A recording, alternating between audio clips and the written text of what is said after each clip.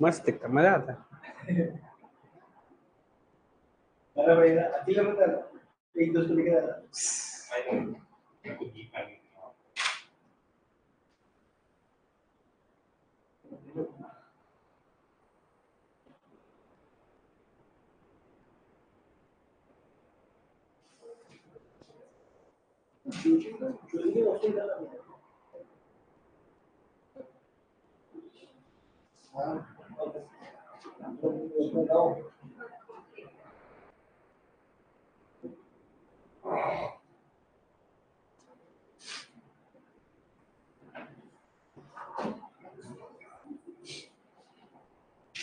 देखो last class तक अपन material में क्या किया था। मटेरियल बेसिकली क्या, we are talking about the raw material of a factory. ठीक है, मटेरियल को कंट्रोल करने के लिए 3 E's है। क्या क्या है?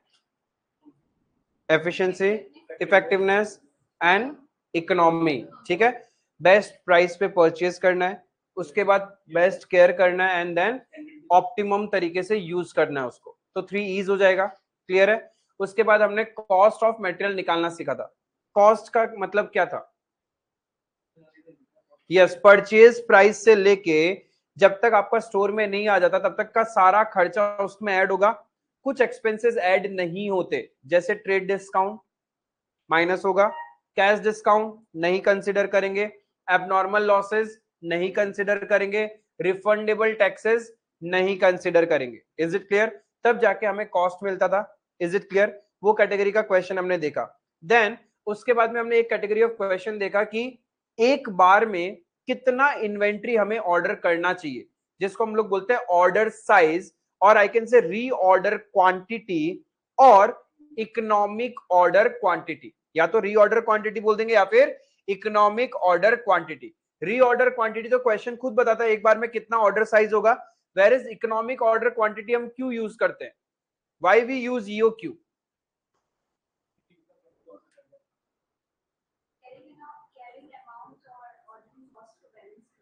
Yes, at EOQ, our carrying cost is equals to ordering cost, right? Because आप EOQ फॉलो नहीं करते हैं, या तो आपका ऑर्डरिंग कॉस्ट बहुत ज्यादा लग रहा है या फिर कैरिंग कॉस्ट बहुत ज्यादा लग रहा है। क्लियर है? So we follow EOQ so that our ordering cost is equals to our carrying cost, right? अब बात करते हैं ऑर्डरिंग कॉस्ट का। ऑर्डरिंग कॉस्ट क्या था? Number of orders multiply by ordering cost per order, उसी को हम ऑर्डरिंग कॉस्ट बोलते हैं। तो ये नंबर ऑफ ऑर्डर्स कैसे निकालते हैं? नंबर ऑफ ऑर्डर्स कैसे निकालते हैं? यस, पूरे साल में कितना चाहिए divided by order size, EOQ और आरओक्यू, तब हमें नंबर ऑफ ऑर्डर्स मिल जाएगा। क्या नंबर ऑफ ऑर्डर्स डेसिमल में हो सकते हैं क्या? नंबर ऑफ ऑर्डर्स डेसिमल में नहीं हो सकते, हमेशा राउंड ऑफ में होगा, और इसका हमेशा अपर राउंडिंग होगा। इफ आपका 13.1 भी आ रहा है तो कितना ऑर्डर करना पड़ेगा? 14 ऑर्डर ही करना पड़ेगा। Is it clear? आई बात समझ में? Then carrying cost, carrying cost क्या था? जितना इन्वेंट्री मेरे स्टोर में पड़ा है उसको केयर करने का खर्चा लगता है। तो कैरिंग कॉस्ट नॉर्मली किस पे कैलकुलेट होता है? Purchase price. परचेज प्राइस पे मेरा कैरिंग कॉस्ट लगता है, जो भी परसेंटेज क्वेश्चन बोलेगा। कैरिंग कॉस्ट कितना क्वांटिटी पे लगेगा? जितना हमने ऑर्डर किया उतना, या फिर किस पे? जितना ऑर्डर किया उसका हाफ ऑन एन एवरेज मेरा स्टोर में रहता है, तो कैरिंग कॉस्ट उसी पे लग रहा होगा मेरा। Is it clear? Half of order size. तो बेसिकली ईओक्यू कैसे निकालना सीखा हमने, under root 2AO divided by C. 2 का मतलब 2, ए का मतलब एनुअल रिक्वायरमेंट, ठीक है, ओ का मतलब ordering cost per order, C का मतलब carrying cost per unit per annum, not carrying cost. When you say carrying cost it means total carrying cost. ठीक है, वो नहीं था। तो ऑर्डर साइज निकालना सीखा। देन आपसे क्वेश्चन बोलेगी टोटल कॉस्ट निकालो, तो उसमें क्या होगा? Yes, purchase cost plus ordering cost plus carrying cost, तब जाके हमारा टोटल कॉस्ट आएगा। Is it clear? फिर उसमें हमने सर्टेन नंबर ऑफ क्वेश्चंस किए थे जहां पे क्या हो रहा था, क्वेश्चन खुद ऑर्डर साइज बता रहा था, फिर हम ईओक्यू से भी निकाल रहे थे और आइडेंटिफाई कर रहे थे कौन सा बेटर है। जहां पे मेरा टोटल कॉस्ट सबसे कम आएगा वही मेरा सबसे बेटर था। क्लियर है? देन फिर इन्वेंट्री कंट्रोल के बहुत सारे मेथड्स है bye setting up levels. Levels में वन ऑफ द था कि ईओक्यू सीखा हमने। फिर और क्या क्या था? इन्वेंट्री कंट्रोल करने का बहुत सारा चार एक तरीका था। कैसे कैसे कंट्रोल कर सकते हैं? By setting up level, physical inventory control. Physical control में हम लोग लेजर्स बनाते हैं, FIFO LIFO average weighted average use करते हैं। और क्या था?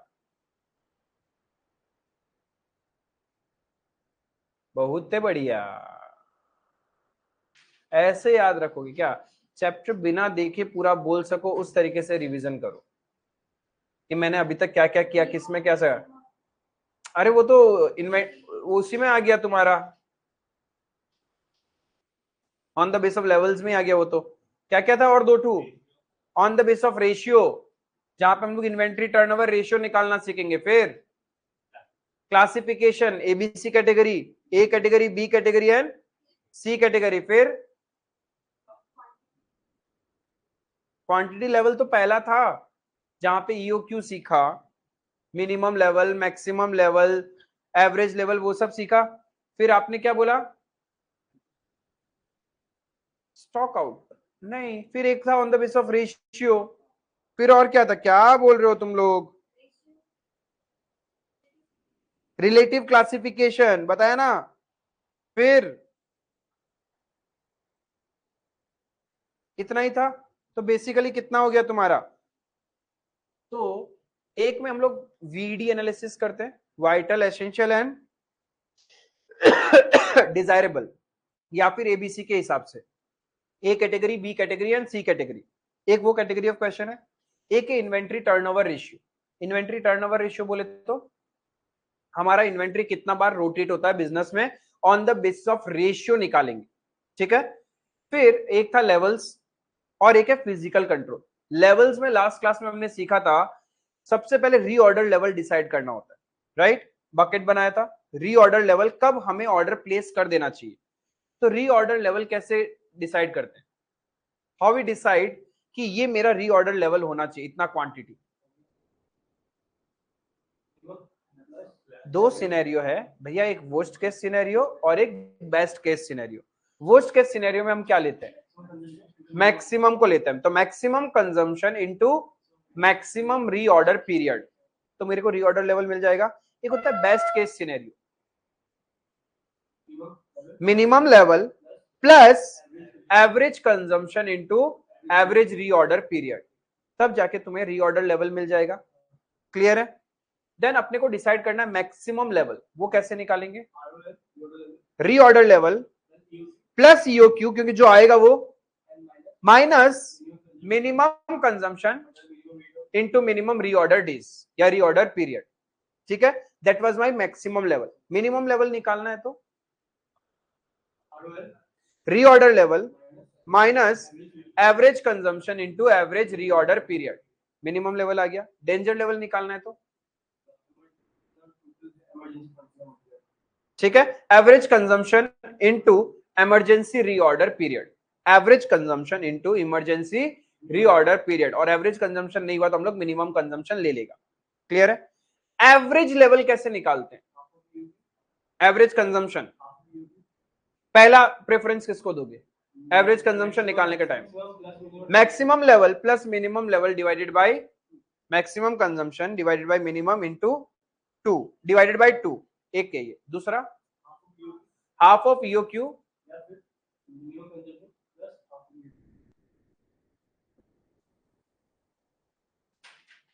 एक था half of EOQ plus minimum level और एक था हाफ ऑफ ईओक्यू। समझ में आया?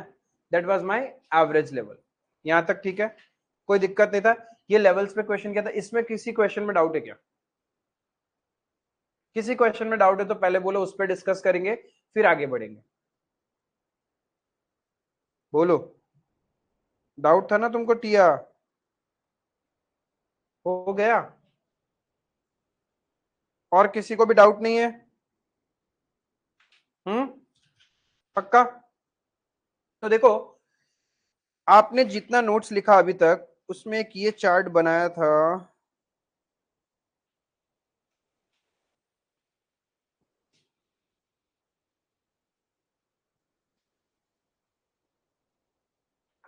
ये चार्ट बनाया था आपने,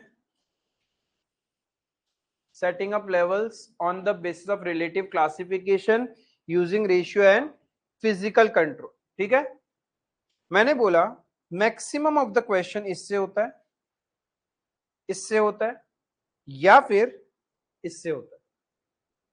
बहुत कम क्वेश्चन है इन दोनों पे क्योंकि यहां पे थोड़ा थ्योरेटिकल कंटेंट भी आ जाता है, राइट।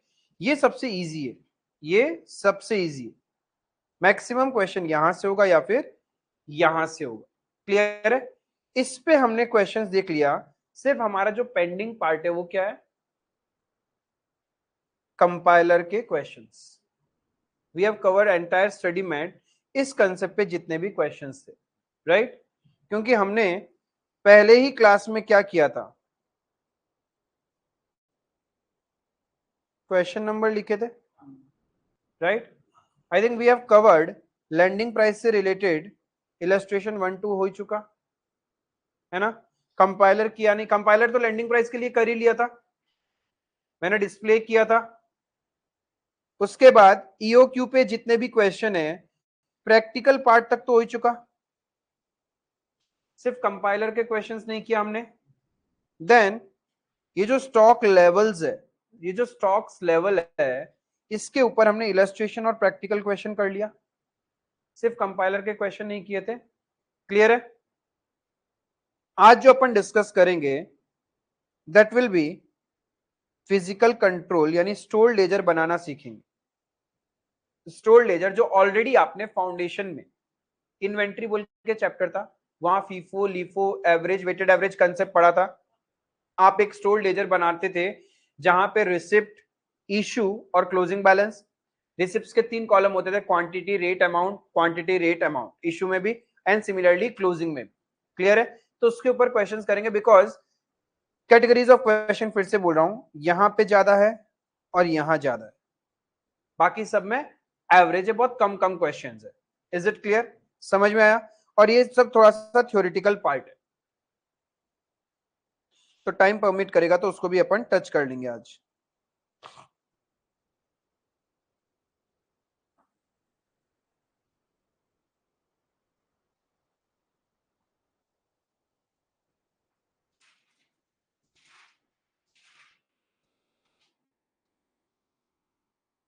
तो inventory control on the basis of physical control. Physical का मतलब हम स्टोर लेजर बना के रखेंगे, राइट।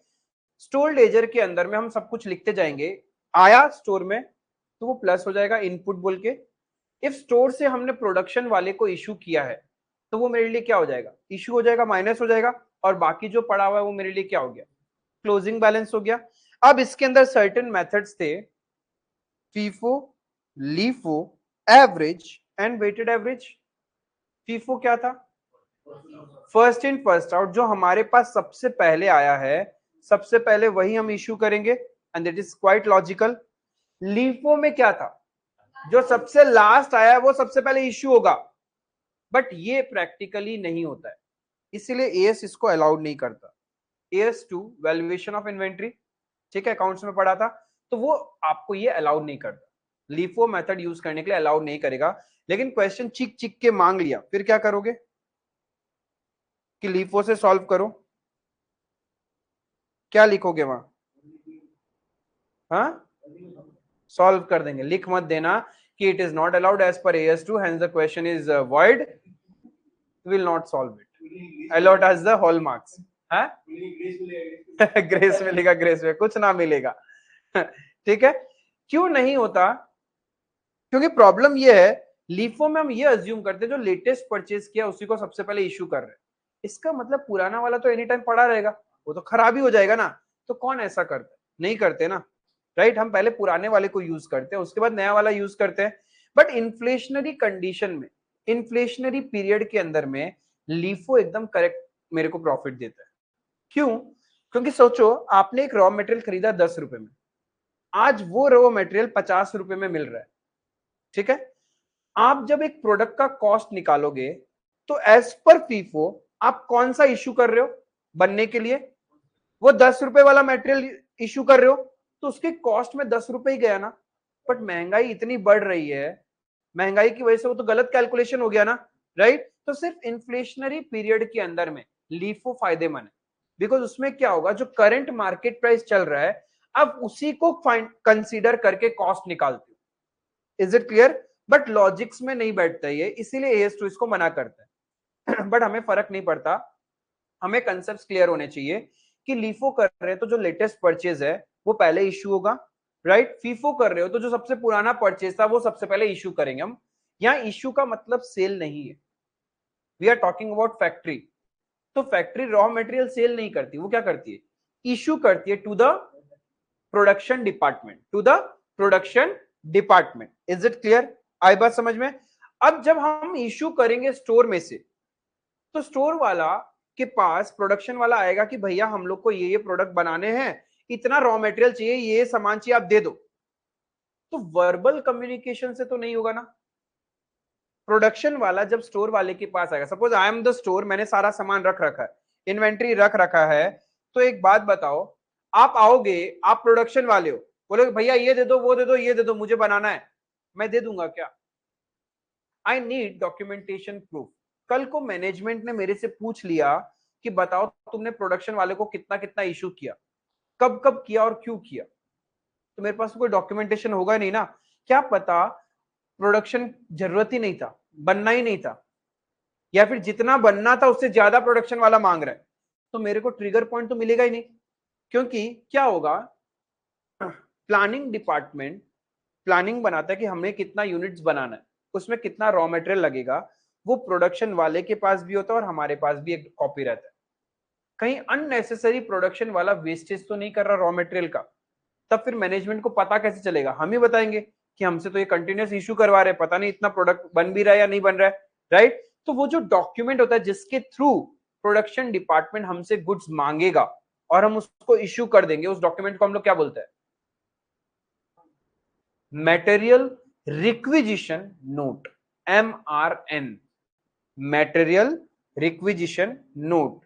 बेसिकली क्या है, मटेरियल मतलब रॉ मटेरियल, रिक्वेस्ट को वो बोल रहे हैं रिक्विजिशन।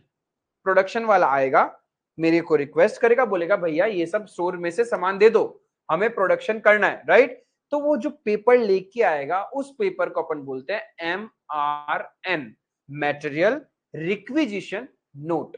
क्लियर है ये चीज? उसके बेसिस पे हम मटेरियल इशू कर देंगे, कोई दिक्कत नहीं है। तो फीफो लीफो क्लियर था। एवरेज प्राइस मेथड में हम क्या करते थे,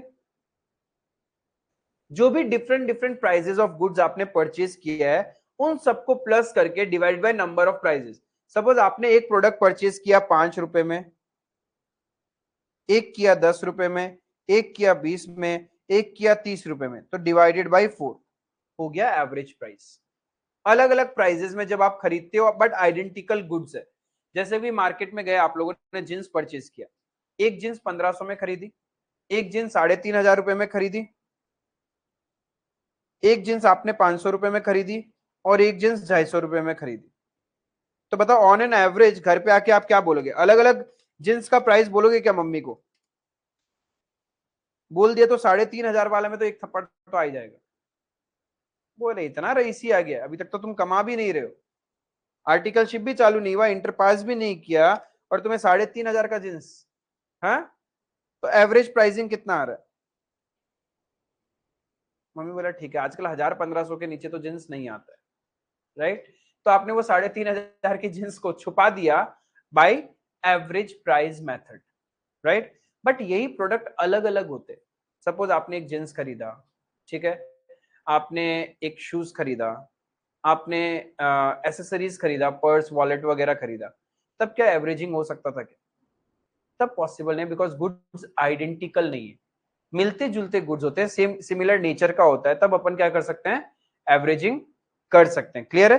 तो एवरेज मेथड वहां लगता है जहां गुड्स आइडेंटिकल है, जैसे कि आपने रोड साइड फुटपाथ में लोगों को गुड सेल करते हुए देखा होगा, 100 रुपए में, 100 रुपए में, 200 रुपए में, 200 रुपए में, कोई आइडेंटिफिकेशन नहीं है ना, साइज का मतलब है ना कलर से मतलब है, ना ब्रांड से मतलब है।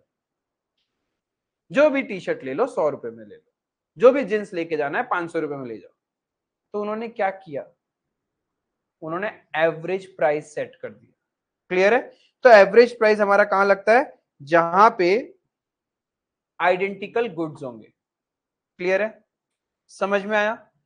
Then weighted average method. Weighted average method मतलब हम क्या करते हैं, we give importance to the quantity rather than value. we give importance to the quantity rather than value, right? Under weighted average price method हम every time जब जब नया खरीदेंगे तब तब मेरा प्राइस बदलता जाएगा, लेकिन इश्यू करने के टाइम प्राइस चेंज नहीं होगा, जो पुराना प्राइस था उसी पे इश्यू होगा। Under weighted average price method price keeps on changes when we do a new purchase.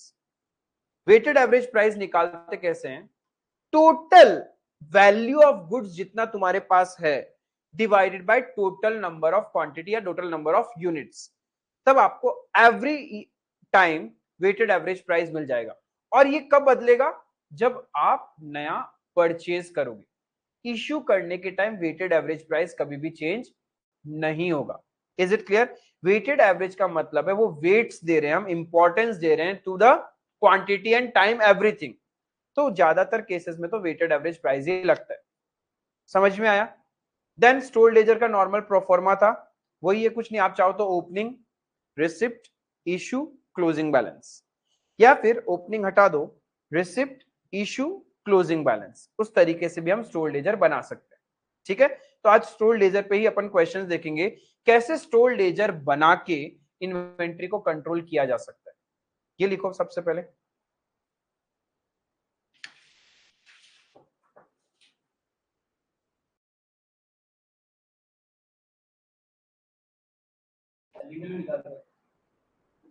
Selling value तो हमें चाहिए ही नहीं ना स्टोर लेजर में, हम तो इश्यू प्राइस निकालते हैं।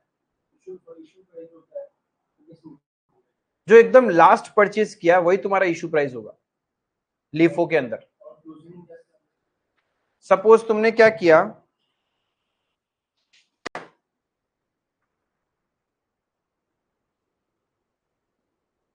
₹100 ₹10 per unit, 300 unit ₹15 per unit, ये तुम्हारा परचेज है। ठीक है? इशू किया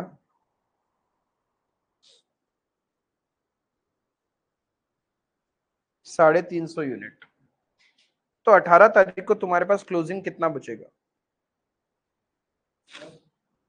50 यूनिट। कौन सा वाला? 15 रुपए वाला। पहले 300 तो हम ये वाला इशू कर देंगे यहाँ। ठीक है? अब 50 रह गया, तो 50 ये वाला इशू कर देंगे।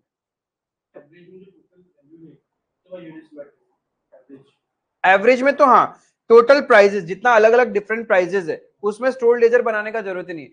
जितना डिफरेंट डिफरेंट प्राइजेस रहेगा उस प्राइजेस को ऐड करते हैं, डिवाइडेड बाय जितना भी तरह का प्राइस, तो एवरेज प्राइस निकल जाएगा।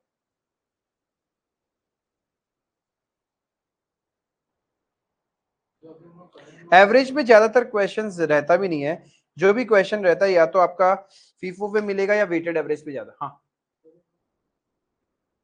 हाँ, एग्जैक्टली वैसे ही करेंगे, बस कुछ ट्रांजेक्शन्स नए आएंगे जो आपने वहां पे नहीं सीखे। क्वेश्चंस का लेवल इंक्रीज हो जाएगा, बट सेम थिंग है, एवरीथिंग इज कॉपी पेस्ट।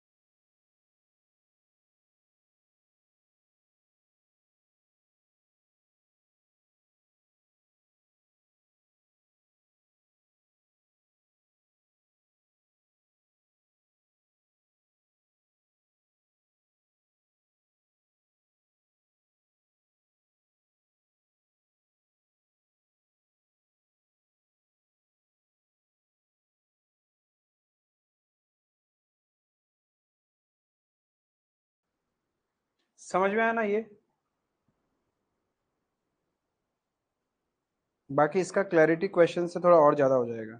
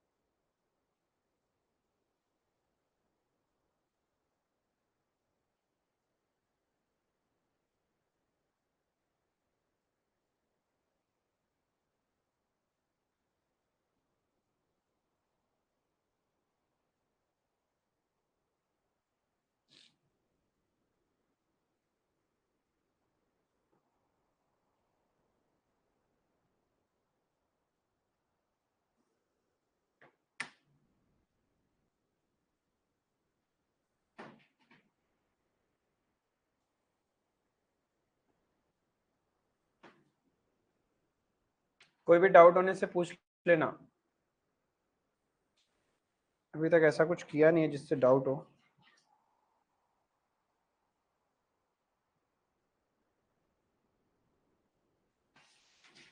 लिखना हुआ सबका?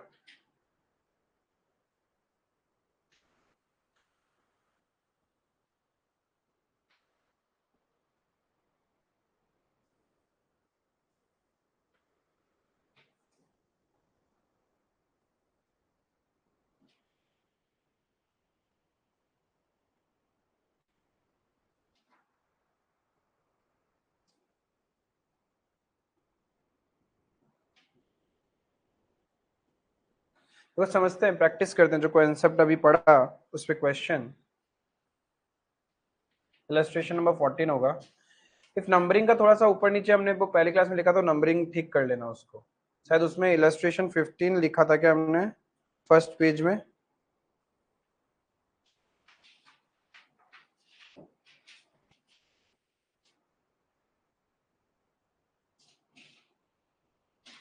अच्छा 14 ही लिख के रखा है ना? ठीक है, ठीक है।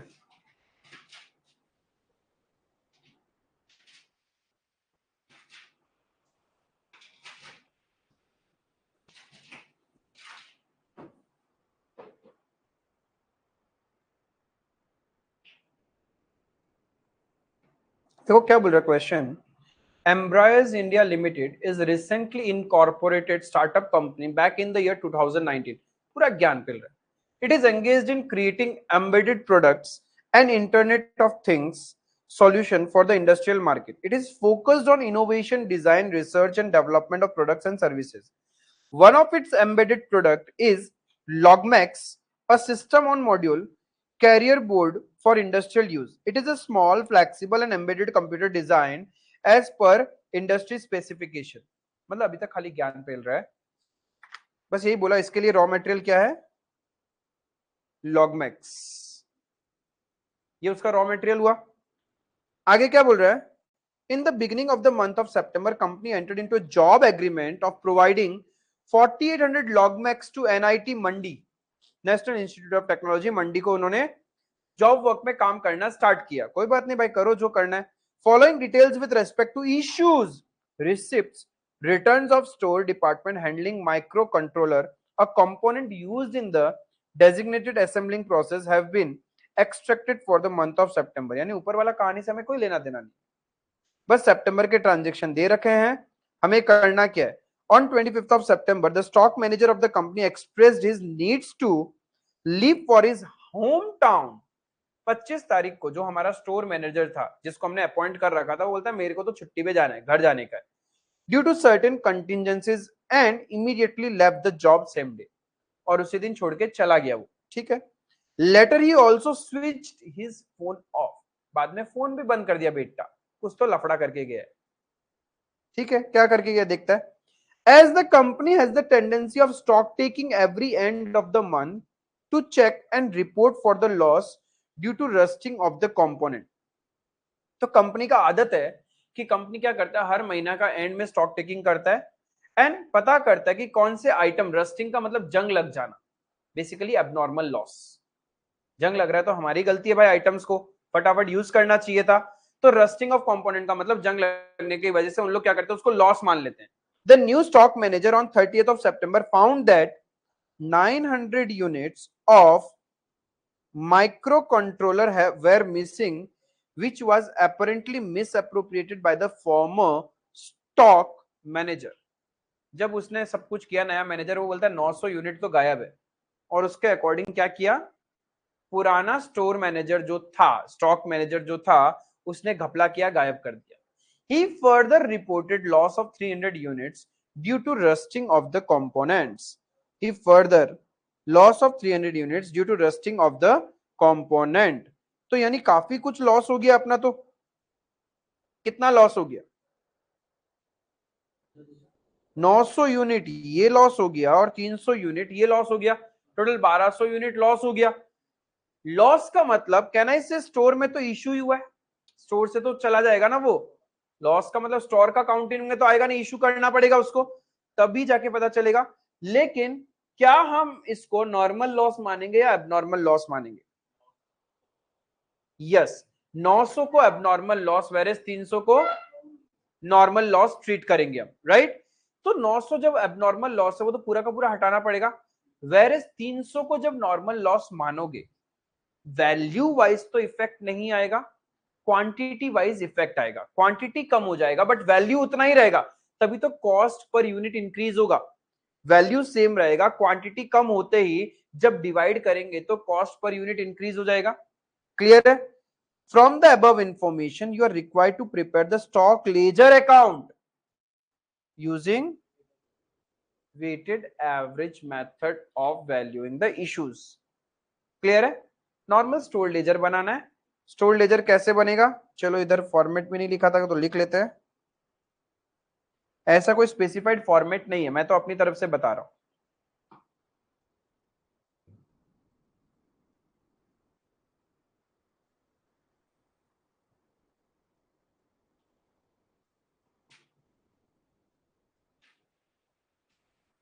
फॉर्मेट ऑफ स्टॉक लेजर,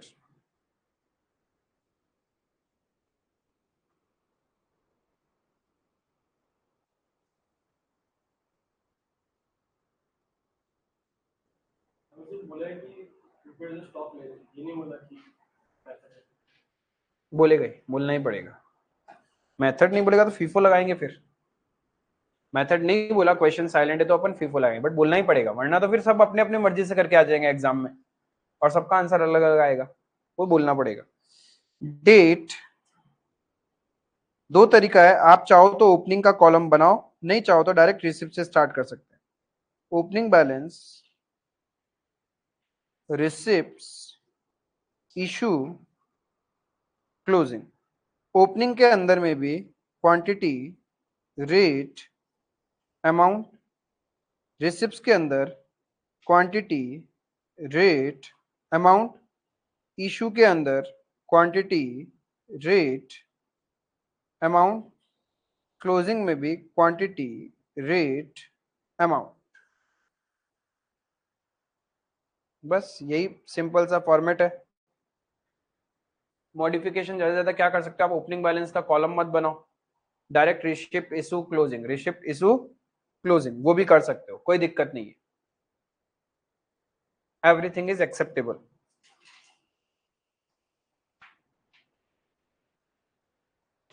कुछ फाउंडेशन की यादें याद है क्या, इसको कैसे बनाते थे, ट्राई करोगे? सबको ही ट्राई करोगे इसको स्टोर लेजर बनाना? कुछ भी नहीं लिखना होता, जस्ट डेट में डेट डाल देना, ओपनिंग है तो ओपनिंग लिख देना, रिसिप्ट आया तो ऐड कर देना, इशू में इशू कर देना, और क्लोजिंग में बाद में प्लस माइनस करके क्लोजिंग आ जाएगा। क्लियर है?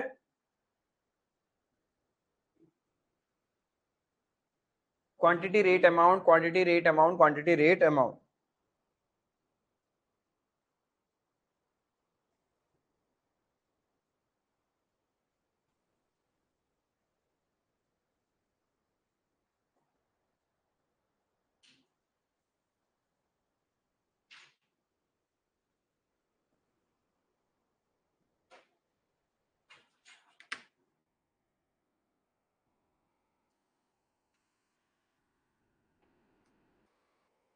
किसी को डाउट?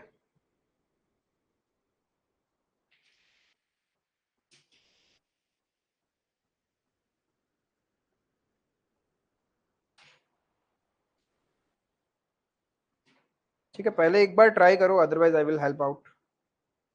क्योंकि ये चीजें आपने ऑलरेडी किया, जो इस नया चीज सीखना था वो आपने सीख लिया। ये पुराना चीज का बस कुछ नहीं है, रिफर्बिश करना अपने ब्रेन को।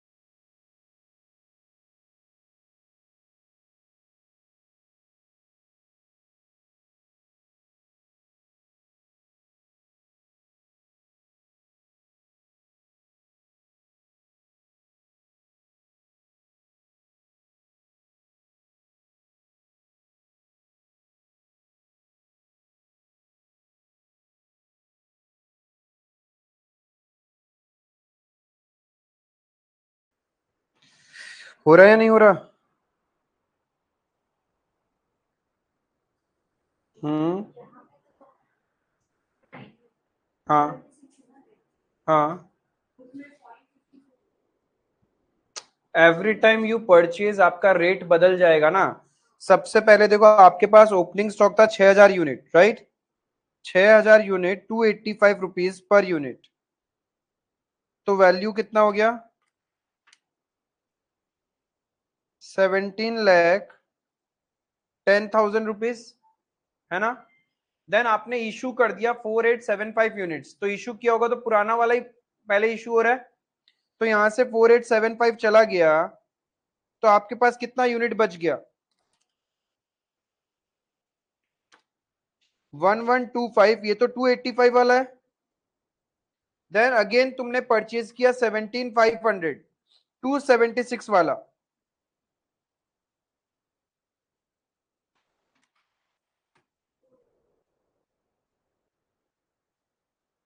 पुराना वाला 3,20,625। फिर नया परचेज किया 17,500 इंटू 276, 48,30,000। तो मैंने क्या लिखाया था आप लोगों को यहाँ पे? वेटेड एवरेज प्राइस कैसे निकलता है? Total value of stock in hand divided by total number of quantity. तो टोटल वैल्यू ऑफ स्टॉक कितना हो गया?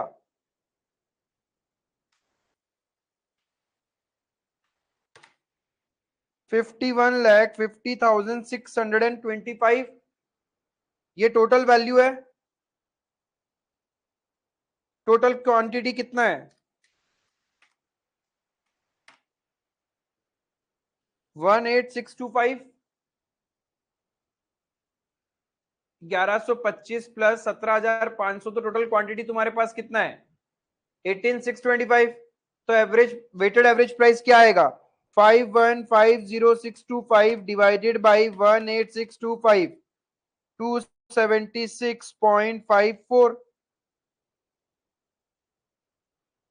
समझ में आया?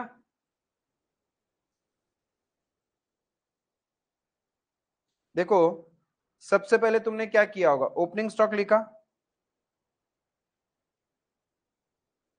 राइट?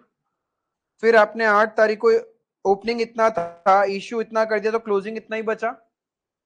यहां तक क्लियर है? देन अगेन 9 तारीख को आपने क्या किया? इतना तो था ही, और ये शिफ्ट किया, तो आपके पास total quantity this plus this इतना हो गया ना, और total value this plus this ये हो गया। तो total value divided by total quantity करेंगे तो वेटेड एवरेज प्राइस निकल जाएगा। अब नेक्स्ट टाइम जब इशू करना होगा तो आप 276.54 रुपीज में इशू करेंगे, बिकॉज वेटेड एवरेज में हम सारे प्रोडक्ट का वेट्स कर देते हैं, अलग अलग नहीं कंसीडर करते। ठीक है? जब हम न्यू परचेज करेंगे तब। न्यू परचेज किया, प्राइस बदल गया, अब नेक्स्ट टाइम जब इशू करेगा तो जो पुराना प्राइस बदला है उस प्राइस पे हम इशू करेंगे। देखो 10 तारीख को तुम्हारे साथ क्या हो रहा है? इतना था, इशू किया, तो इशू किस प्राइस पे होगा? यस, 276.54। फिर से चेंज हो जाएगा। ये at the end of the day फिर से तुमको नया रेट निकालना पड़ेगा। Total value in your store divided by total quantity, तब आपको नया प्राइस मिल जाएगा। नेक्स्ट टाइम फिर उस प्राइस से हम इशू करेंगे।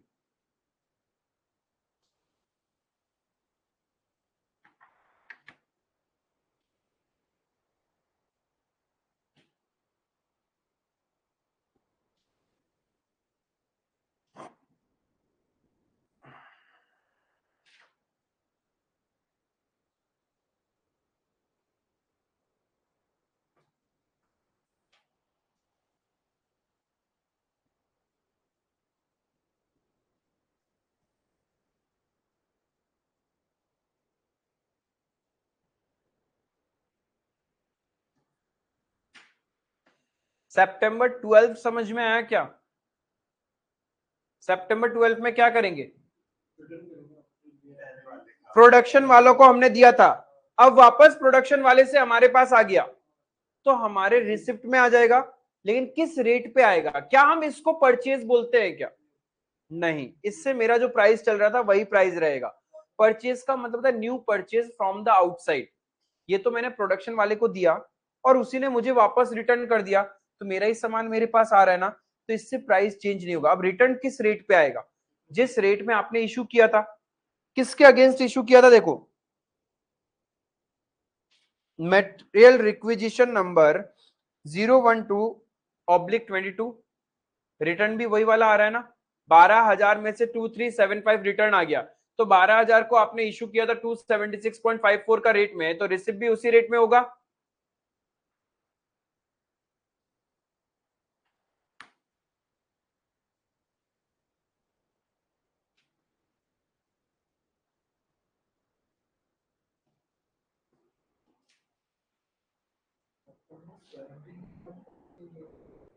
हाँ,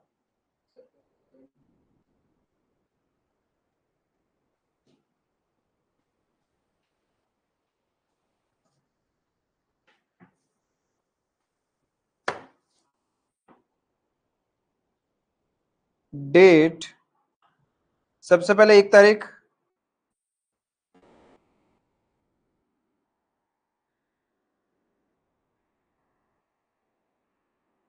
कितना था? 6,000। रेट 285। 17,10,000। रिसिप्ट कुछ किया क्या? इशू कुछ भी नहीं किया हमने। क्लोजिंग,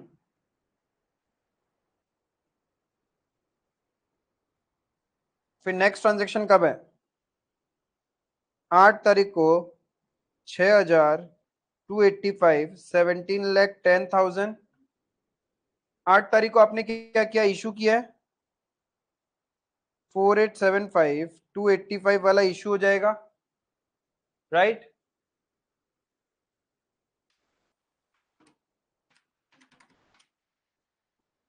थर्टीन 89,375, तो क्लोजिंग क्या बचेगा?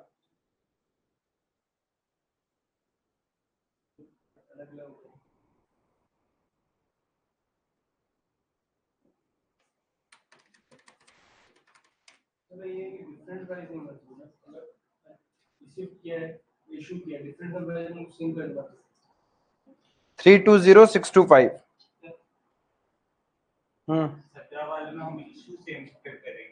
17 वाला में हम, यस, 17 वाला में क्या हो रहा है? प्राइस चेंज हो जाएगा क्या तुम्हारा? 282 समथिंग था ना, वही तो आ रहा होगा, डेसिमल्स अप्रोक्सीमेशन हो रहा होगा। हाँ, डेसिमल्स हो रहा होगा थोड़ा सा, वो अप्रोक्सीमेशन की वजह से, वरना नहीं होता रहा।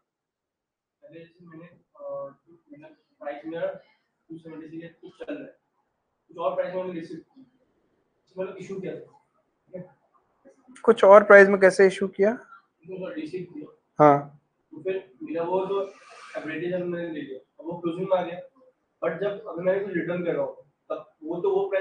हाँ, प्राइस, हाँ, प्राइस बदल जाएगा वो। अरे किसी से नहीं हुआ तो साथ में सॉल्व करे क्या? करे, चलो ठीक है, अब बढ़िया से बना के साथ में करेंगे।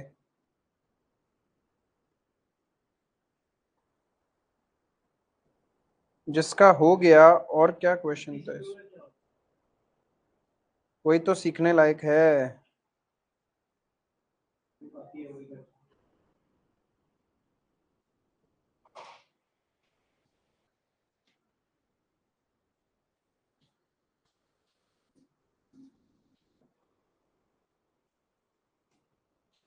जिसका हो गया वो नंबर 12 और 13 ट्राई करना, इलस्ट्रेशन नंबर 12 और 13। जब तक मैं एक बार 14, जिस जिससे नहीं हुआ वो मेरे साथ कर लो। देखो आप बढ़िया से करते हैं।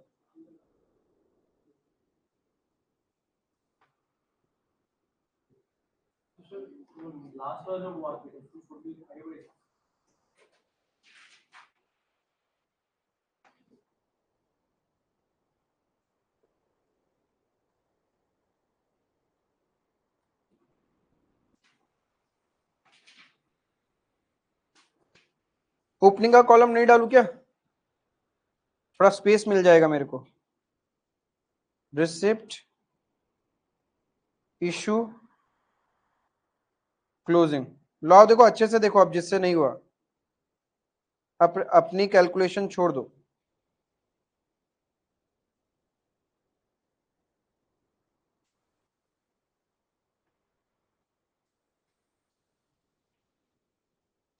अब मेरे साथ करो और मेरे को एक एक करके डेटा बताओ। सबसे पहला ट्रांजेक्शन कब हो रहा है?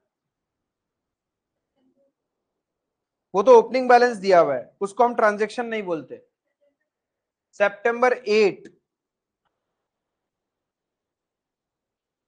इशू किया कितना? कौन सी रेट वाला करेंगे? 285।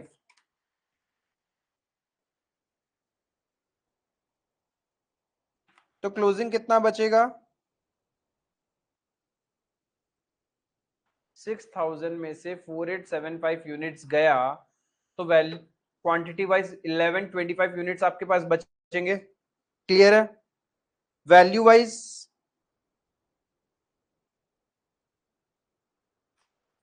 अब बोल भी नहीं रहे हो तुम लोग, अरे बाबा बोलो।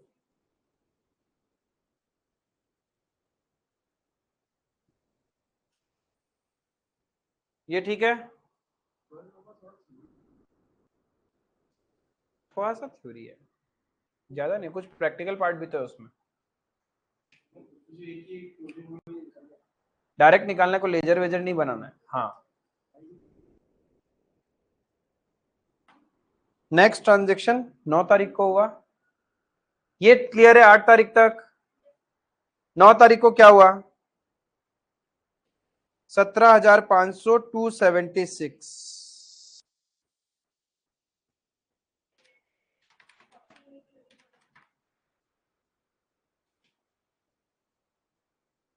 इशू कुछ नहीं है, तो मेरे पास टोटल वैल्यू ऑफ स्टॉक कितना हो गया?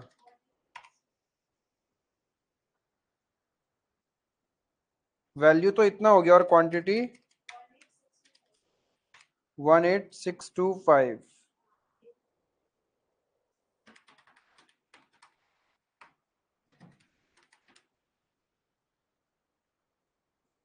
276.54 ये रेट आया। ठीक है, total value divide by total quantity, rate निकल गया अपना। नेक्स्ट ट्रांजेक्शन अपन कब कर रहे हैं? 10 तारीख को इशू किया 12,000 यूनिट। पुराना वाला रेट ही इशू होगा।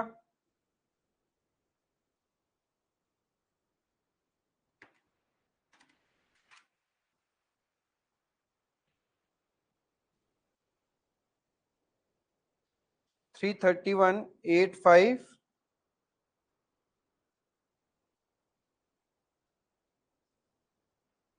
कितना आ रहा है?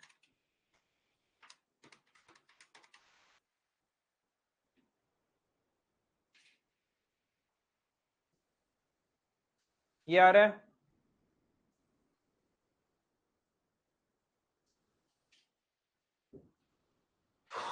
तो क्लोजिंग क्वांटिटी कितना बचा? और वैल्यू वाइज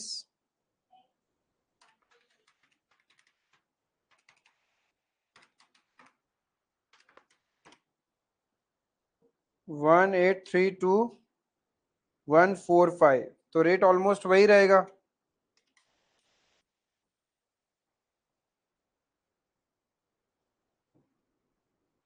वो ठीक है, डेसिमल अप्रोक्सीमेशन की वजह से 0.55 आ सकता है या कुछ भी, वो डेसिमल अप्रोक्सीमेशन है। आप ये मत समझना कि प्राइस चेंज हो रहा है, क्योंकि हमने यहाँ राउंडिंग ऑफ कर दिया ना। ये तो 276.54 और भी आगे डेसिमल्स था, वो डेसिमल अप्रोक्सीमेशन की वजह से आप जब इसको इससे डिवाइड कर दे तो एग्जैक्ट 276.54 नहीं आ रहा, कैलकुलेटर में कुछ और आ रहा होगा, बट नियर अबाउट तो वही है। ठीक है, नेक्स्ट ट्रांजेक्शन कब किया हमने?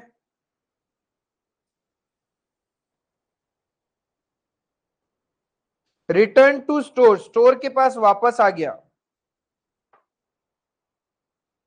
कितना क्वांटिटी आया?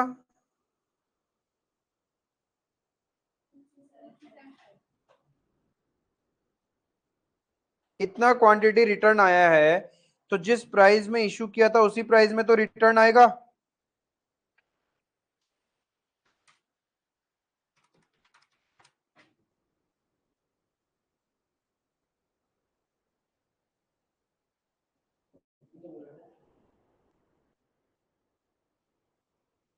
Six five six 782.5।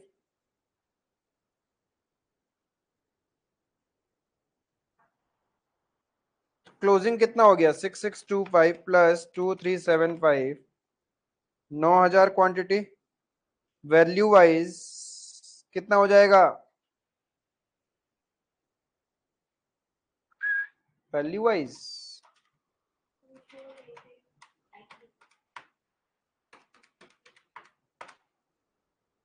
2488928।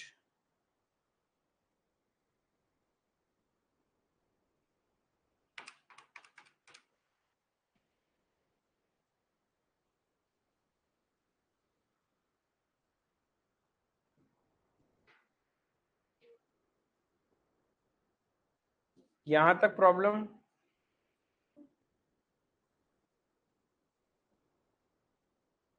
9000 यूनिट मिला, 288 का rate.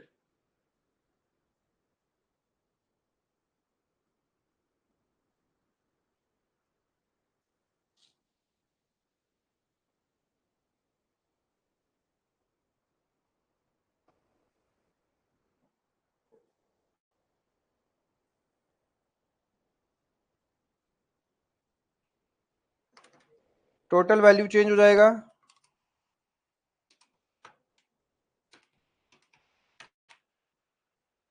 5080928।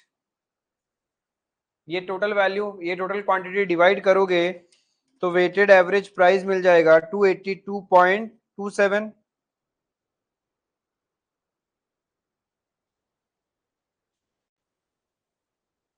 Total value divided by total quantity.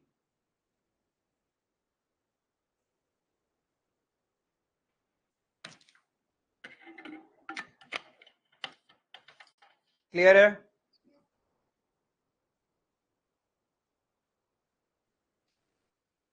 Next है, हमने सप्लायर को वापस रिटर्न कर दिया 17 तारीख को। तो रिटर्न किया तो लिखना तो इशू का कॉलम में पड़ेगा, स्टोर से जा रहा है। 700 क्वांटिटी हमने खरीदा था 288 का रेट में। अब ये कोई हम प्रोडक्शन वाले को इशू नहीं कर रहे कि वी विल टेक प्राइस 282.77। हमने तो जिससे परचेज किया वो परचेज रिटर्न हो रहा है। तो जिस वैल्यू में आपने खरीदा था उसी वैल्यू में तो रिटर्न होगा। आपने परचेज किया था 288 का रेट में, तो रिटर्न भी उसी वैल्यू पे होगा। क्लियर है? ये वाला जो प्राइस है, ये वेटेड एवरेज प्राइस, ये आप प्रोडक्शन वाले को इश्यू जब करोगे ना तब यूज करते। रिटर्न हुआ है तो एग्जैक्टली जिस वैल्यू में परचेज किया उसी वैल्यू पे रिटर्न होगा।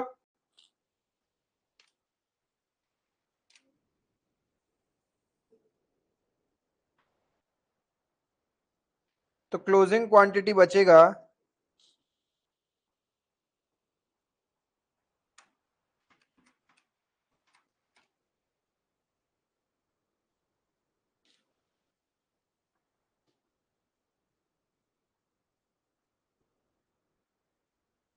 ये वैल्यू बचेगा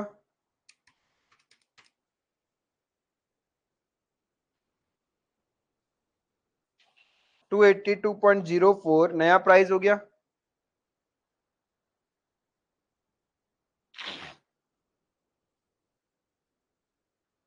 यहां तक क्लियर है?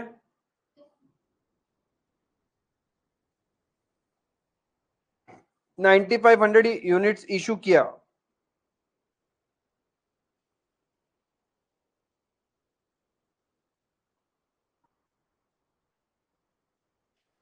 282.04 का रेट में।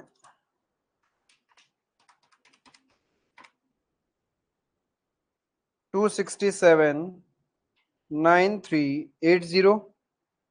क्लोजिंग कितना बचेगा?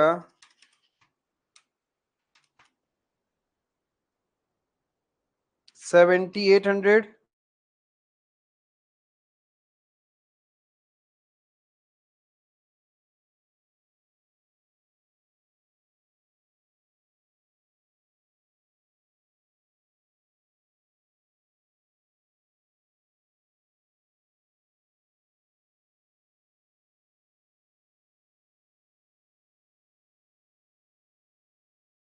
.04, क्योंकि इशू करने से तो रेट चेंज होता नहीं है।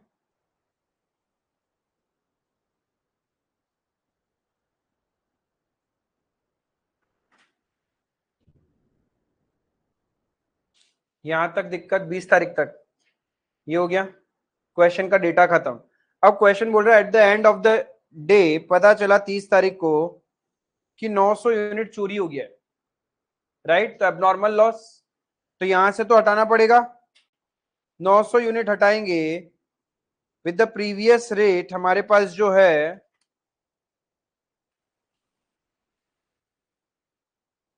253836,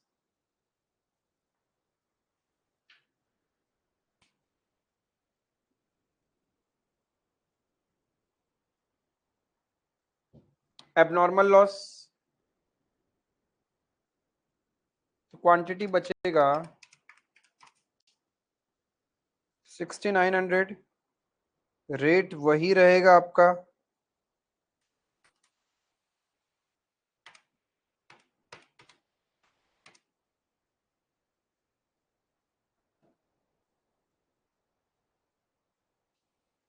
इस एंट्री में किसी को दिक्कत 30 तारीख वाला देख लो बाबा, एबनॉर्मल लॉस जिसको प्रॉब्लम था।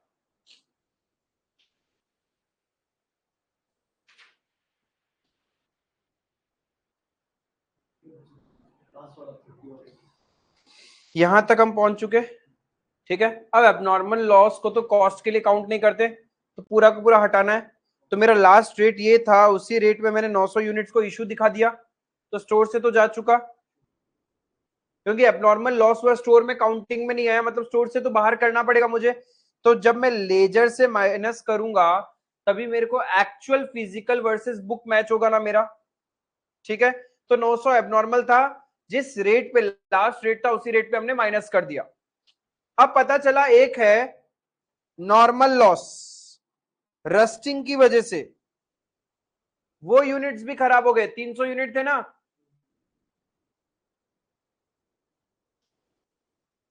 खराब हो गया तो माइनस कर दो। नॉर्मल लॉस से तो सिर्फ यूनिट ही तो बाहर होगा, वैल्यू ऑफ गुड्स तो उतना ही रहेगा।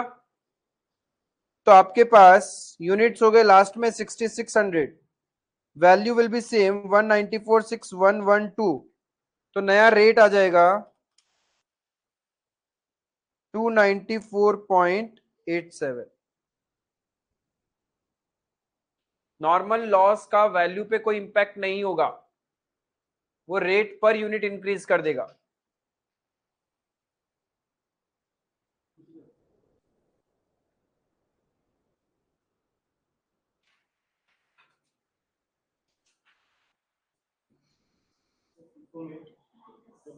मेरा मतलब 100 का मिक्स है और दूसरा परचेज किया हुआ है, क्लोजिंग में तो मैं अलग अलग दिखाएंगे, एंड सेल हो गया मान लीजिए मेरा 150 है, सेल में भी पहले 100 का हटा देंगे, पहले 100 इसमें, लेकिन लास्ट में 30 में ठीक नहीं थोड़ी लिखा हुआ है नहीं, वो ऐसे ज्ञान के लिए, वो सब नहीं चाहिए अपने को। नहीं मतलब जैसे हम लोग ये इसका अकाउंट बना सकते होगा, ये वाला अकाउंट सेल होगी बना, आओ देखते हैं, रुको। ये समझ में आया क्या? ये तो कुछ भी नहीं था वेटेड एवरेज पे। एक क्वेश्चन है कंपाइलर में जिसमें आप इस टाइप का डेटा के बेसिस पे आप रीऑर्डर लेवल भी निकालोगे, minimum level, average level, minimum consumption, maximum consumption, सब कुछ निकालोगे स्टोर लेजर के डेटा पे। अच्छा क्वेश्चन है, one of the good question, ठीक है, विल डू, कोई दिक्कत नहीं है। हाँ, वो याद नहीं आ रहा बट अच्छा क्वेश्चन है वो। बट वेटेड एवरेज समझ में आया क्या? बाकी लोग वेटेड एवरेज।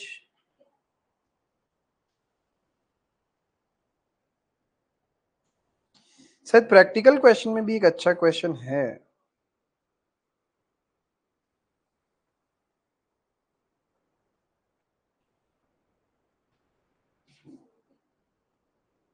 वही तो क्या, 13 में इन्होंने भी तो स्टोर लेजर ही बनाया। हम्म।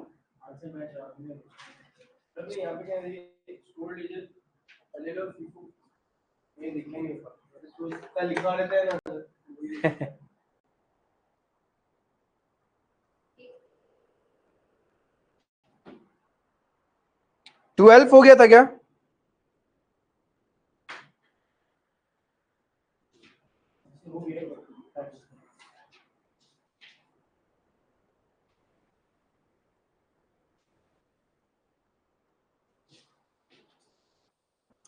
ट्वेल्थ में ट्रांजेक्शन बता रखे हैं लास्ट 6 मंथ का। The chief accountant argues that the value of closing stock remains the same no matter which method of pricing of material issues is used. Do you agree? Why और why not explain detailed store ledgers are not required. ठीक है, तो अपने को normally पूछा है क्या price बदलता है क्या अलग अलग मेथड चेंज करने से? ऑब्वियसली प्राइस बदलेगा। आपको हर एक मेथड नॉर्मल तरीके से समझाना है। फीफो में क्या होता है, हम इनिशियल वाला यूनिट्स को पहले इशू करते हैं और जो लेटेस्ट परचेज है वो हमारे पास रहता है। वेयर एज लीफो में क्या होगा, लेटेस्ट वाला हम इशू कर देंगे, वैसे सबसे पुराना वाला परचेज जो है वो हमारे उसमें रहेगा। वेटेड एवरेज में तो वो प्राइस को ही एवरेज कर लेते हैं। जब जब हम नया परचेज करते हैं तो प्राइस बदल जाता है। एंड एवरेज मेथड में हम क्या करते हैं, वहां पे भी एवरेजिंग हो रहा है but it is applicable where goods are identical. तो वही चीज इन्होंने लिखा और कुछ नहीं है। तो इस टाइप का क्वेश्चन नहीं एक्सपेक्ट करते कि अपन एग्जाम में आता है। ठीक है, आया तो ज्यादा से ज्यादा एमसीक्यू में आएगा। बोलेगा फीफो से जो इन्वेंट्री मैथ, फीफो से जो वैल्यू ऑफ इन्वेंट्री आया है will be same in weighted average या will be same in LIFO. Possible है क्या? कभी भी पॉसिबल नहीं है। एवरी मेथड में वैल्यू ऑफ इन्वेंट्री अलग अलग आएगा। ठीक है, इन्होंने वही ज्ञानबाजी यहाँ पे थ्योरेटिकल में लिख दिया और कुछ नहीं किया। लीफो में क्या क्या होता है वो होता है, तो ऐसा कुछ नहीं। फीफो और लीफो दोनों में क्या होगा, अलग अलग वैल्यूज अपने को मिलेगा। क्लियर है? तो रीड एंड गो वाला क्वेश्चन है ये, लिख सकते हो ऊपर में रीड एंड गो। लीफो कब रिकमेंड करोगे? इन्फ्लेशनरी कंडीशन जब होगा तब हम लोग रिकमेंड करते हैं लीफो यूज करना। Because pricing under LIFO when inflationary condition is there perfect आता है। महंगाई को हम काउंट करते हैं। 13 तो आपको किससे किससे सॉल्व करना है? फीफो और लीफो। बस स्टोर लेजर बना लो, एक बार फीफो से बनाओ और एक बार लीफो से बनाओ। उससे ज्यादा कुछ है नहीं। बनाना आता है ना? हाँ, नहीं बना लेना। मेरे को प्रैक्टिकल क्वेश्चन कराना है, शायद इसमें एक प्रैक्टिकल क्वेश्चन है। अच्छा है क्या?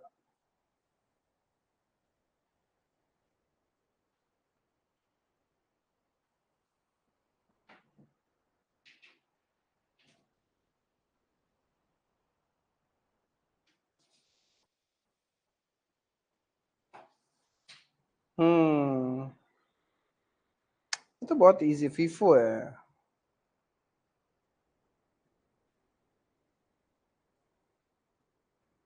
ठीक है, नंबर 8 करो।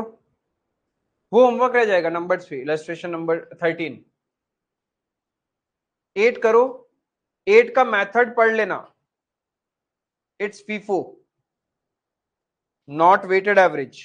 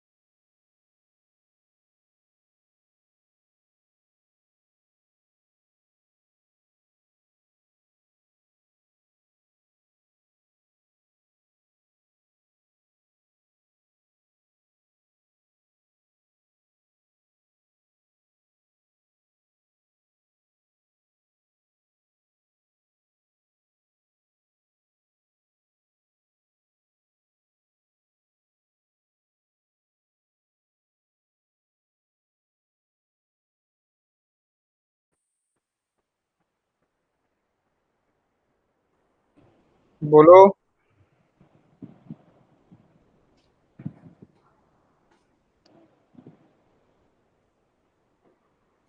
बोलो महिमा। गलती से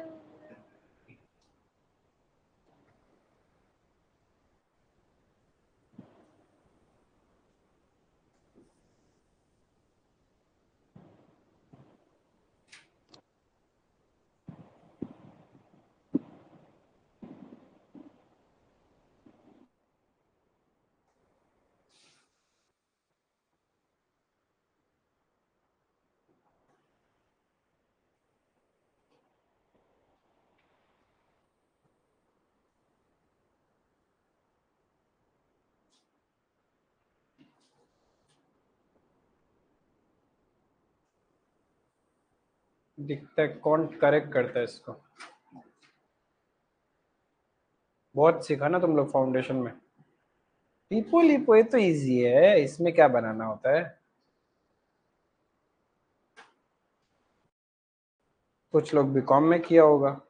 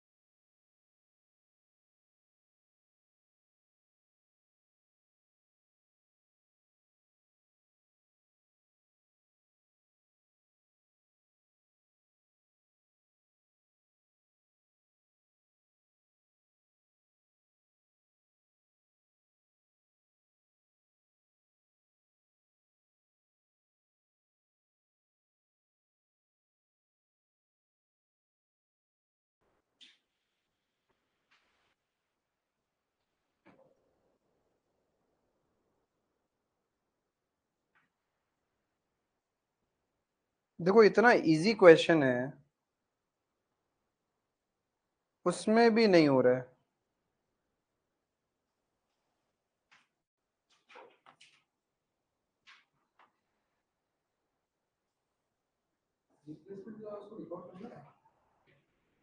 हम्म।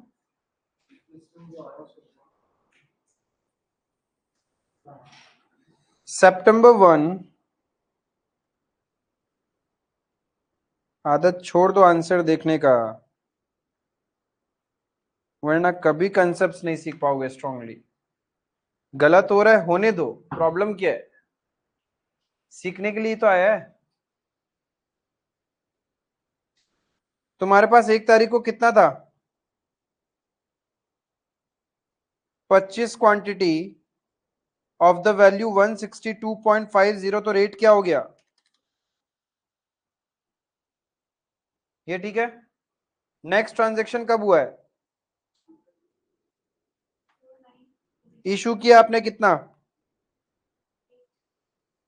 तो फीफो फॉलो कर रहे हैं, तो 6.5 वाला ही था मेरे पास, तो वही इशू होगा। क्यों किया? पहले ही बोला रिक्वायरमेंट पार्ट में।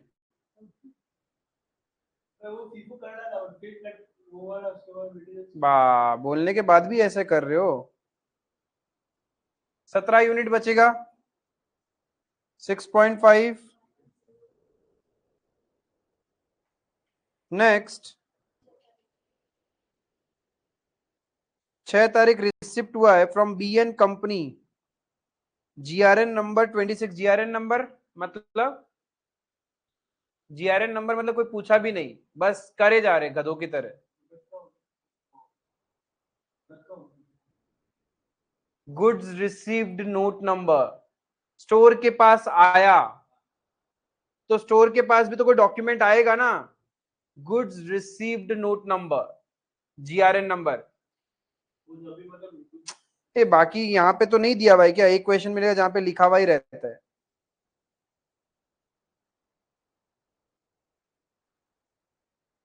तो स्टोर के पास आया 50 यूनिट ऑफ 5.75। स्टोर के पास आया 50 यूनिट 5.75। कितना तारीख? 6 तारीख।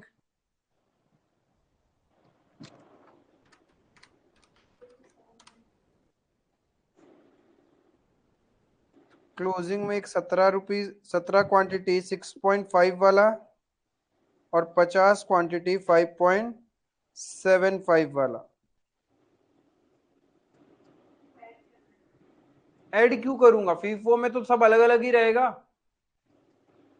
वेटेड एवरेज में ऐड करते हैं। फीफो तो आता है, लीफो तो आता है, ये आता है।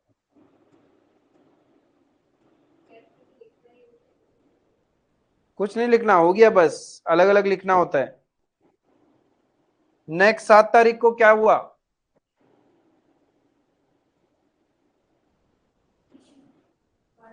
12 यूनिट इशू रिक्विजिशन नंबर 97 के अगेंस्ट में।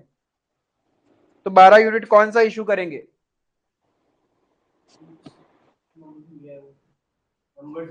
नंबर से क्या लेना देना, मैं तो इशू कर रहा हूं, तो FIFO method first in first out होगा।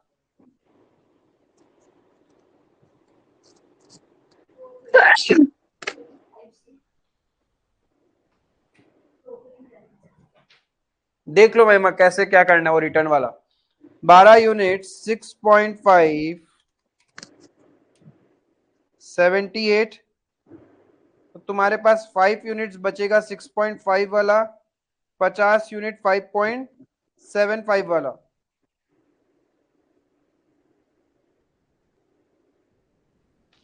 7 तारीख तक क्लियर है?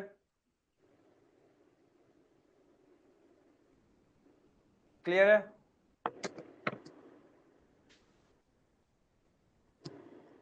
10 तारीख को क्या हुआ है? हमने बीएन कंपनी को रिटर्न कर दिया। बीएन कंपनी से खरीदा था 50 यूनिट, उसमें से 10 यूनिट रिटर्न कर दिया,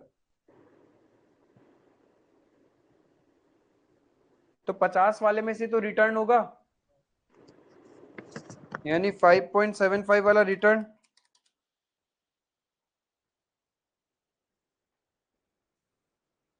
परचेज रिटर्न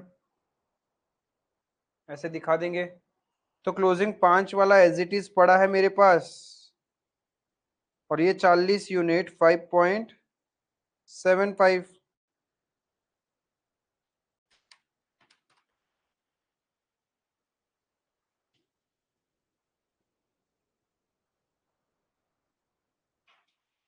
दस तारीख तक कोई डाउट?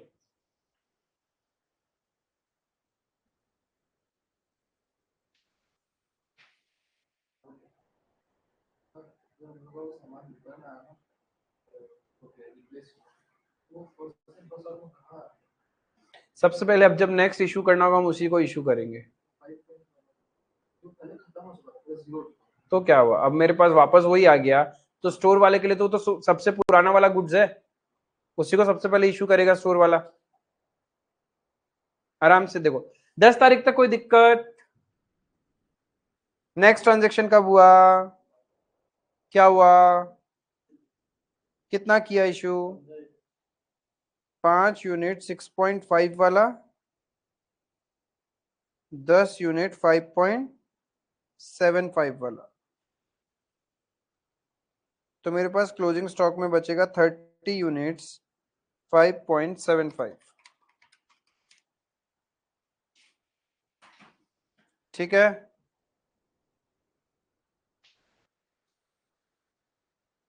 क्लियर? नेक्स्ट क्या होगा? 13 तारीख को हमने क्या किया, इशू किया 20 यूनिट 5.75 वाला स्टॉक में हमारे पास। तो क्लोजिंग बचेगा 10 यूनिट।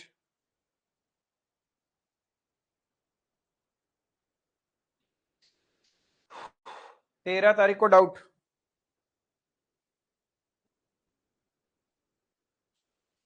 तुम्हारे प्रोडक्शन के अलग अलग डिपार्टमेंट्स होते हैं, ठीक है। सपोज एक जगह क्या होता है, बनता है, और एक जगह पॉलिशिंग होता है। तो तुमने बनने वाले डिपार्टमेंट को दिया, इशू कर दिया तुमने। अब उस बनने वाले को उस सामान की जरूरत नहीं थी, जो पॉलिशिंग कर रहा है उसको जरूरत है, तो बनने वाले ने पॉलिशिंग वाले को भेज दिया। स्टोर वाले का तो कोई इन्वॉल्वमेंट ही नहीं है। समझ में आया? स्टोर में तो ना आया ना निकला, वो तो पहले निकल चुका।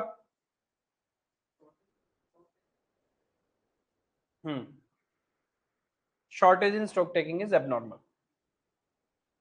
अब यहां पे 13 तारीख तो हो गया। नेक्स्ट ट्रांजेक्शन क्या किया हमने, कितना रेट,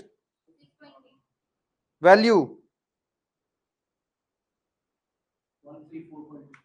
क्या बोल रहे हो, 25 इंटू 6.1 152.5।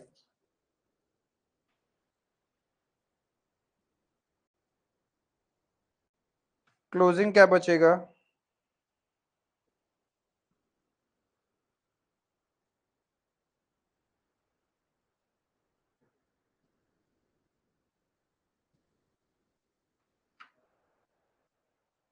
पंद्रह तारीख तक डाउट? ठीक है, 20 का समझ लेते हैं महिमा भी। 17 को इशू किया, कितना?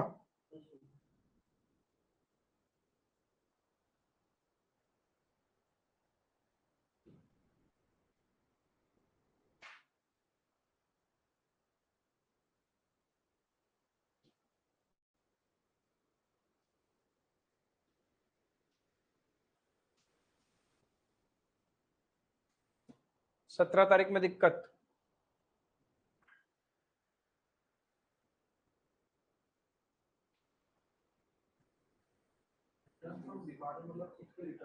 हाँ, जो हमने प्रोडक्शन वाले को दिया था उसने हमें रिटर्न कर दिया।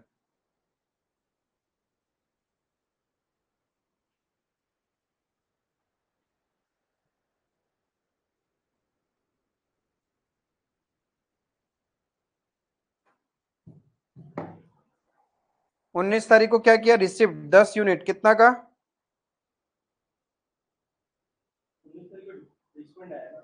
तो received replacement from BN company, तो हमने जो उसको रिटर्न कर दिया था तो इश्यू में डाल दिया था। अब रिप्लेसमेंट आया तो भाई स्टोर में तो बढ़ जाएगा ना मेरा क्वांटिटी, तो रिसिप्ट कॉलम में डालेंगे।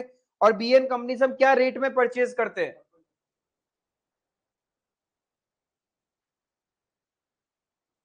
क्लोजिंग बचेगा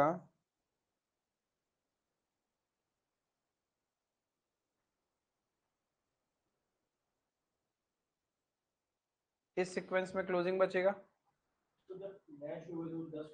क्यों? 10 तो नया नया आया है, रिप्लेसमेंट तो नया प्रोडक्ट आया ना मेरे पास। अब मेरे लिए पुराना क्या हो गया? वो जो 25 यूनिट है वो पुराना है। रिप्लेसमेंट कोई मेरे डिपार्टमेंट से थोड़ी ना आया, बाहर वाले से मेरे पास अभी आया, तो मेरे लिए तो वो नया परचेज हो गया। पहले मैंने रिटर्न कर दिया था, अब वो वापस आया, वो तो आपके लिए न्यू प्रोडक्ट हुआ ना। क्लियर है? अरे जैसे कि समझ लो तुम्हारा क्या हुआ, नॉर्मल एकदम लेमन एग्जांपल लेता हूं। आप लोग चिप्स का ट्रेडिंग करते हो, आपने 100 पैकेट चिप्स खरीदा, उसमें से 10 पैकेट खराब निकला, तुमने कंपनी वाले को रिटर्न कर दिया, ठीक है? अब बेचोगे तो 90 में से बिकता जाएगा। अब कुछ दिन बाद कंपनी वाले ने उस 10 पैकेट के रिप्लेसमेंट में पैसा नहीं देके 10 पैकेट चिप्स दे दिया, पहले कौन सा बेचेगा? 90 वाला ही तो पहले खत्म करे। अब जो 10 पैकेट आए वो तो नया है ना। सेम चीज यहां पे, ठीक है? अब चलते हैं आगे, क्या बोला?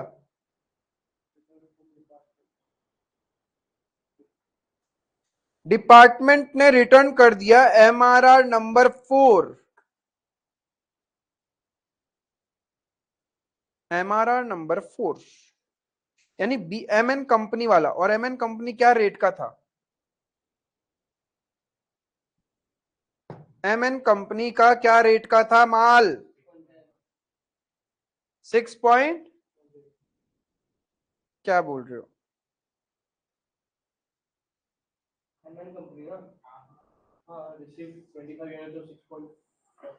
कहाँ कहाँ?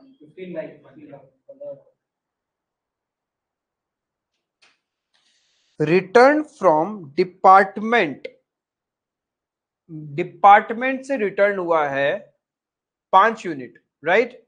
डिपार्टमेंट बोले तो हमारा खुद का प्रोडक्शन डिपार्टमेंट, तो हमने उसको इशू कब किया था? रिक्विजिशन नंबर कुछ है ही नहीं। ये जो रिटर्न है 5 यूनिट किस रेट वाला होगा? अब यहां पे समझने वाला चीज है। यस, अब देखो क्या होगा, जो हमने अभी लेटेस्ट इशू किया है वही तो रिटर्न आएगा। तुम एक लॉजिकली सोचो, तुम्हारी फैक्ट्री है, एक प्रोडक्शन डिपार्टमेंट है, तुमने उसको मटेरियल दिया, नेक्स्ट टाइम मटेरियल कब दोगे प्रोडक्शन वाले को? अरे जब पुराना वाला खत्म हो गया तभी तो वो नया मांगने आएगा, है ना? तो अभी अभी हमने उसको ये इशू किया है 17 तारीख को। कोई स्कोप है क्या पुराना वाला में से प्रोडक्शन डिपार्टमेंट मुझे रिटर्न करेगा? वो मेरे से इस दिन कब मांगने आएगा? जब पुराना सारा खत्म हो चुका है तभी तो मांगने आया है ना। यदि तुम्हारा पुराना पड़ा है प्रोडक्शन डिपार्टमेंट में, तो वो स्टोर वाले के पास आएगा क्या मांगने के लिए? कभी भी नहीं आएगा ना। यानी ये सारा तो उसने कंज्यूम कर लिया प्रोडक्शन करने में। अभी अभी जो आपने 10 यूनिट इशू किया है उसी में से तो रिटर्न होगा मेरे पास। समझ में आया ये? नाउ ये जो रिटर्न हो रहा है ये पुराना है, ये नया नहीं है मेरे लिए। क्यों? क्योंकि ऑलरेडी मेरे पास तो था ही, मैंने प्रोडक्शन को दे दिया था और उसी ने मुझे वापस दे दिया। अब नेक्स्ट टाइम जब मुझे इश्यू करना होगा तो सबसे पहले मैं कौन सा इश्यू करूंगा? ये जो अभी डिपार्टमेंट वाले से मेरे को रिटर्न आया है मैं उसको सबसे पहले इश्यू करूंगा, क्योंकि तो पुराना वाला ही सामान है ना, कोई रिप्लेसमेंट तो है नहीं। रिप्लेसमेंट मतलब आउटसाइड पार्टी से मेरे को लेटेस्ट फ्रेश मिल रहा है, बट ये कोई फ्रेश नहीं है, मेरा प्रोडक्शन डिपार्टमेंट ही मुझे रिटर्न कर रहा है, तो पुराना गुड्स हुआ। तो फीफो के अकॉर्डिंग पुराना ही सबसे पहले हम इश्यू करते हैं। तो अभी जो ये रिटर्न हो रहा है बेसिकली ये 10 यूनिट, 5 यूनिट 5.75 वाला रिटर्न हो रहा है। लॉजिक समझ में आया? क्यों? क्योंकि प्रोडक्शन वाले के पास तो लेटेस्ट जो हमने उसको इश्यू किया था वही पड़ा होगा, उसी में से तो वो रिटर्न करेगा मेरे को। क्लियर है? तो अब मेरे पास क्लोजिंग में क्या हो जाएगा?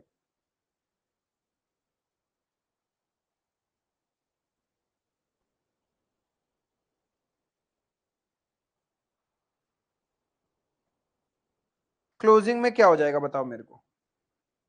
अब लाइन में सबसे पहले अभी अभी जो आया ना रिटर्न, ये वाला खड़ा होगा, सबसे पहले हम इसको इशू करेंगे नेक्स्ट टाइम जब भी करेंगे। फिर मेरे पास रहेगा 25 क्वांटिटी 6.10 वाला, फिर मेरे पास 10 क्वांटिटी 5.75 वाला। क्या चीज? इफ आप 15 लिखोगे, जो रिप्लेसमेंट वाला है वो तुम पहले इश्यू कर दोगे, जो 6.10 है उससे पहले इश्यू कर दोगे। हाँ मैंने ये बोला, ये जो अभी रिटर्न आया है ना ये, हाँ नहीं वो 10 रिटर्न नहीं, वो रिप्लेसमेंट है।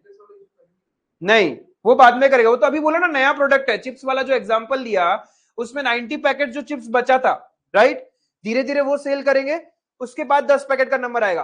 अब उस 90 पैकेट में भी सपोज तुमने एक प्रोडक्शन वाले को कुछ दिया, उसमें से कोई रिटर्न आ गया ऐसे ही, भैया नहीं चाहिए हमको, तो पहले तो वही इश्यू करना पड़ेगा ना, वही तुम्हारा पुराना वाला मटेरियल है।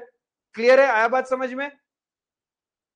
बहुत कुछ सीखने लायक था इस क्वेश्चन में, था तो फीफो ही, बट आपको प्रोसेस समझना था कि आपकी कहानी में क्या क्या होते हैं। Is it clear? अरे जैसे कि केक शॉप है, केक शॉप तो बहुत वो हो जाएगा, केक शॉप का एग्जांपल। डिपार्टमेंट का प्रोडक्ट दे दिया, वो हमसे ज्यादा लेगा ना, और उसका प्रोडक्शन प्रोसेस में हो गया, थोड़ा बचा है तो हम लोग वापस दे देंगे। हाँ तो हम तो नेक्स्ट टाइम जब करेंगे तो पहले उसी को इशू करेगा ना। हाँ वही ये बोल रहे, ऐसे ही ऐसे फर्जी, कोई मतलब नहीं उससे। क्लियर है महिमा? हाँ एमआरआर नंबर 4 का कुछ था ही नहीं, वो ऐसे फालतू कंफ्यूज करने के लिए दिया है। यहां आपको एक लॉजिक सीखना था कि जब भी डिपार्टमेंट रिटर्न करता है तो उसका जो लेटेस्ट इशूड है वही रिटर्न कर रहा होगा, क्योंकि पुराना वाला तो कंज्यूम कर चुके होंगे, वो उसके पास होगा ही नहीं। और ही पुराना वाला होगा तो हम नया इशू ही नहीं करेंगे उसको। क्लियर है? उसके बाद क्या हुआ? 26 तारीख को इशू किया कितना?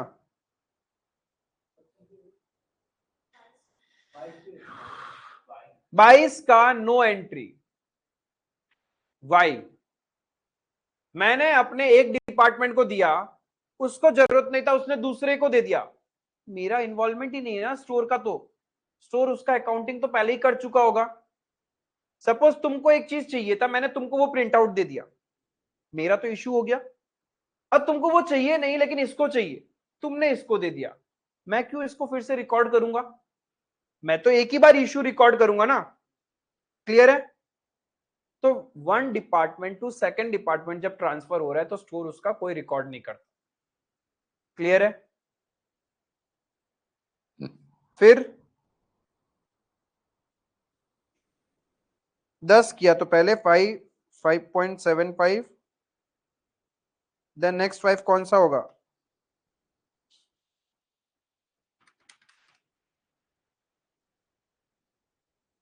20 क्वांटिटी बचेगा 6.10, 10 क्वांटिटी 5.75।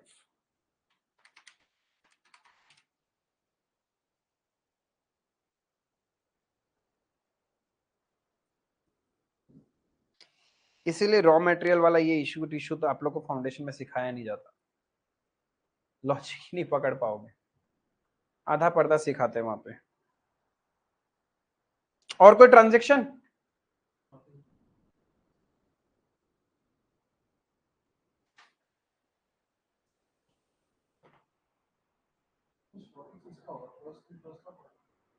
यस, वही मानेंगे, नो अदर ऑप्शन, फीफो।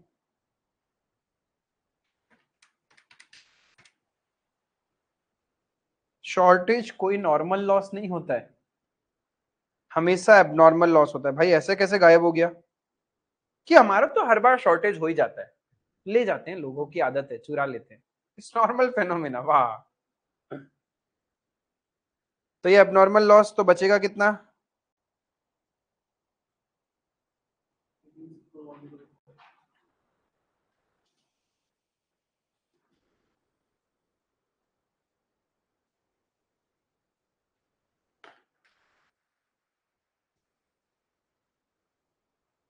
समझ में आया?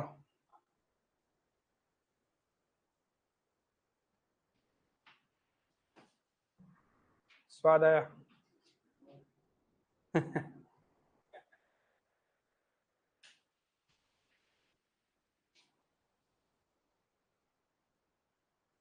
इसीलिए बोला प्रोसेस से ज्यादा कॉस्टिंग में क्लैरिटी।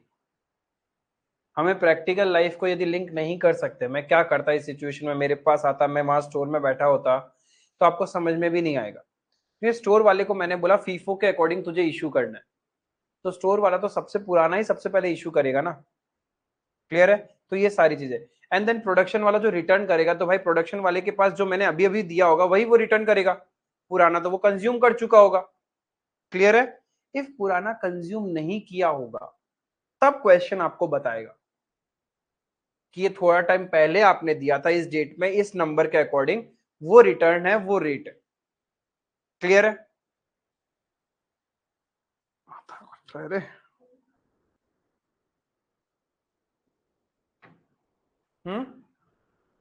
क्लियर है? समझ में आया? ना तो आप फीफो सके ना आप वेटेड एवरेज सके, दोनों मैंने मदद किया। हाँ, सिर्फ यूनिट्स माइनस होगा, वैल्यू में माइनस नहीं होगा। हाँ, फिर सबसे पहले वाला कोई लॉस मानेगा अपन, उसका रेट पर यूनिट बढ़ जाएगा तुम्हारा। ठीक है? नंबर 9 आपके लिए होमवर्क रहेगा। इस कंसेप्ट पे आप इतना प्रैक्टिस करोगे, नेक्स्ट क्लास में आप छोटे छोटे कंसेप्ट बचे हैं। ठीक है? Once we cover our complete statement, मैंने बोला था एक बार बुक आएगा उसके बाद ही कंपाइलर एक साथ करेंगे। 2 दिन लगेगा लगेगा कोई दिक्कत नहीं, लेकिन सारा क्वेश्चंस करेंगे सो दैट एक बार के लिए आपका पूरा चैप्टर पूरा ब्रीफिंग भी हुआ रहेगा। एंड देन फिर देखेंगे कितना याद है। उसमें से कुछ क्वेश्चन में कॉम्प्लिकेशंस आएगा, इंटरप्रिटेशन है, नई नई चीज है, सीख लेंगे, कोई दिक्कत नहीं है, बट बाकी रिवाइज करते रहो। ठीक है? अभी तक हाथ से नहीं भी निकले तो जाके देखो क्या हुआ क्या नहीं हुआ, क्योंकि बहुत सारे क्वेश्चंस पेंडिंग है जो अपन हाथ से निकालेंगे तो स्पीड आ जाएगा। क्लियर है? इतना करना तो हो जाएगा। ठीक है? That's all for today, thank you.